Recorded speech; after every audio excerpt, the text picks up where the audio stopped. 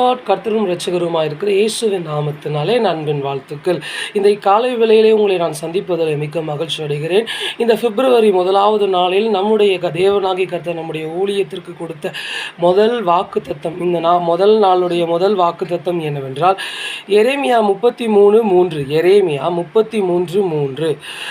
என்னை நோக்கி கூப்பிடு, அப்பொழுது நான் உனக்கு உத்தரவு கொடுத்து நீ அறியாததும் உனக்கு எட்டாததுமான பெரிய காரியங்களை உனக்கு அறிவிப்பேன். எனக்கு பிரியமான கர்த்தருடைய பிள்ளைகளே, இந்த முதல் நாளில் தேவனாகிய கர்த்தர் நம்மை பார்த்து சொல்லுகிறார், நீ அறியாததும் உனக்கு எட்டாததுமான பெரிய காரியங்களை உனக்கு நான் அறிவிக்க போகிறேன். இந்த மாதத்தில் இந்த முதலாவது தேதியில் கர்த்தர் சொல்லுகிறார், நீங்கள் இந்த விஷயம் வாழ்க்கையில் நடக்க மாட்டுது, இந்த விஷயம் வாழ்க்கையில் இன்னும் தாமதமாக நிற்கிறது, இந்த விஷயம் இன்னும் வாழ்க்கையில் ஒரு பெரிய தடையாக நிற்கிறது. இதுக்கெல்லாம் காரணம், இதுக்கெல்லாம் எப்போ விடுவு காலம் பிறக்கும்?